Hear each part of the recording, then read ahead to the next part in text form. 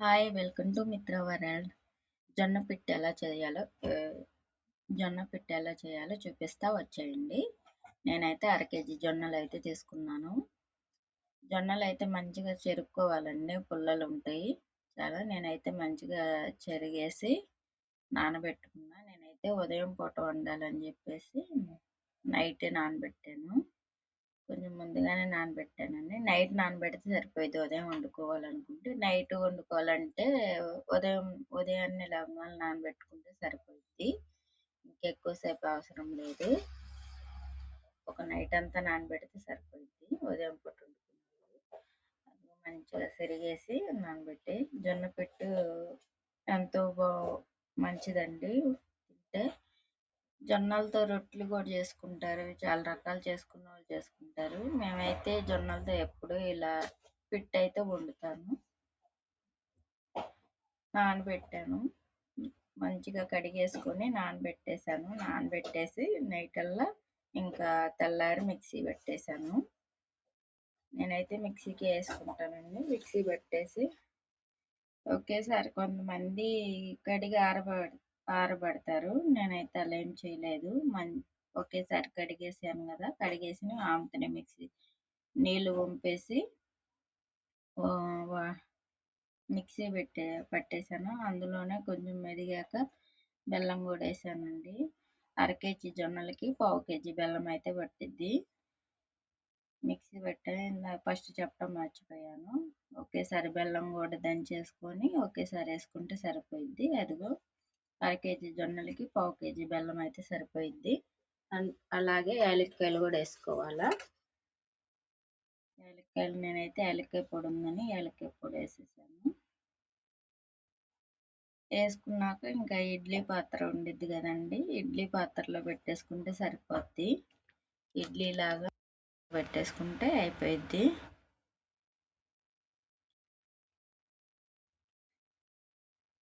ఇంకేమన్నా కొంచెం పిండి మిగిలిందంటే ఇంకా కొంచెం ఫ్రిడ్జ్లో పెట్టుకోవచ్చు, ఏం కాదు. ఆ తెల్లారైనా వండుకోవచ్చు.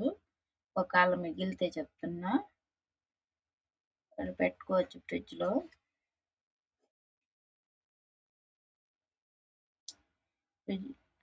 నేనైతే ఇంకా పెట్టేసుకొని ఒకేసారి ఇడ్లీ పాత్రలో పెట్టేశాను. నాకైతే కొంచెం పిండి మిగిలిందని ఫ్రిడ్జ్లో పెట్టాను. ఎప్పుడన్నా మిగిలితే అలా పెడతా, లేకపోతే నేను ఒకేసారి పెట్టేస్తాను. ఎక్కువ నిలవేమైతే ఉంచను. ఒకవేళ ఉంచినా తెల్లారే పెట్టేస్తాను. పిట్టు ఎలా చేయాలో చూపించేస్తాను కదా. ఇలా మంచిగా ఈజీగా చేసుకోవచ్చండి, బాగుండిద్ది. పిల్లలు కూడా ఇలా చేస్తే చక్కగా తింటారు. మీరు కూడా ఒకసారి ట్రై చేసి చూడండి, చాలా బాగుండిద్ది జొన్న పిట్టు. అసలు సింపుల్గా ఇలా చేసేసుకుంటే సరిపోతుందండి. ఇంట్లోనే ఈజీగా జొన్నలతో సింపుల్గా ఈజీగా ఇలా చేసుకొని ఏంటో మీ పిల్లలకు కూడా బాగా మంచిది. బయట ఫుడ్ అయితే పిల్లలకి కానీ మనం కానీ తినడం అంత మంచిది కాదు కాబట్టి, ఇప్పుడు అందులో వాతావరణం కూడా మారింది కాబట్టి ప్రతి ఒక్కళ్ళకి జలుబులు, దగ్గులు, గొంతు నొప్పి అని వస్తున్నాయి కాబట్టి బయట ఫుడ్ కూడా మానేయడం మంచిది. ఇంట్లోనే హెల్తీగా ఇలా చేసుకుంటే ఇంకా మంచిది. నేనైతే ఇడ్లీ కుక్కర్లో పెట్టేశానండి. సింపుల్గా ఇడ్లీ కుక్కర్లో పెడితే ఇంకా ఈజీగా అయిపోయింది. కొంతమంది పెట్టాక నెయ్యి వేసుకుంటే ఒకేసారి దీనిపైన నెయ్యి కూడా వేసుకోవచ్చు. ఇంకా ఉడికాక వేసుకుంటే ఇంకా బాగుండిద్ది వేడివేడిగా. అలా సింపుల్గా చేసుకోవచ్చండి జొన్న పిట్టు. జొన్నలతో ఇంకా జొన్న రొట్టెని, జొన్న పిట్టని, జొన్న అన్నం అని ఇంకా చాలా రకాలు ఉన్నాయండి, చేసుకోవచ్చు. మీకు ఏది నచ్చితే అది అన్ని రకాలు ట్రై చేసి చూడండి, ఏది బాగుంటుంది. ఇదైతే పిల్లలు ఇష్టంగా తింటారండి, ఎందుకంటే ఇందులో బెల్లం వేసి చేస్తాం కాబట్టి. ఈ సింపుల్గా ఇడ్లీ లాగా స్వీట్గా ఉండిద్ది కాబట్టి పిల్లలు కూడా ఇష్టంగా తింటారు. మీరు కూడా ఒకసారి ట్రై చేసి చూడండి, సింపుల్గా అయిపోయేది రెసిపీ.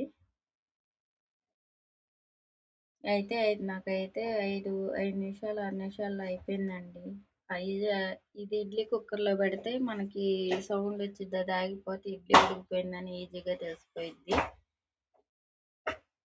సింపుల్గా మాదైతే అయిపోయింది, ఉడికినాయి. ఇంకా మంచిగా ప్లేట్లోకి తీసుకొని చక్కగా ప్లేట్లోకి తీసుకొని నెయ్యి వేసుకొని తింటే చాలా బాగుంటాయి. చాలా చక్కగా వచ్చినాయి. మీరు కూడా ఒకసారి ట్రై చేసి చూడండి.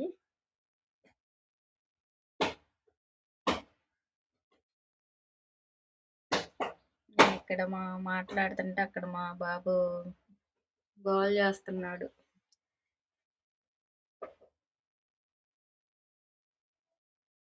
సింపుల్గా అయిపోయిద్దండి, ఎవరైనా ఈజీగా చేసుకోండి. ఇంకా చెప్పిందే చదువుతున్నాను అనుకోవద్దు, హెల్త్కి మంచిదని చెప్తున్నాను. మా వీడియో మీకు నచ్చితే లైక్ చేయండి, షేర్ చేయండి, సబ్స్క్రైబ్ చేసుకోండి.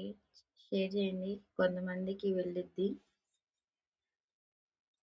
చూడండి నెయ్యి వేస్తే ఎంత బాగుందో, చాలా సింపుల్. ట్రై చేయండి మీరు కూడా. సబ్స్క్రైబ్.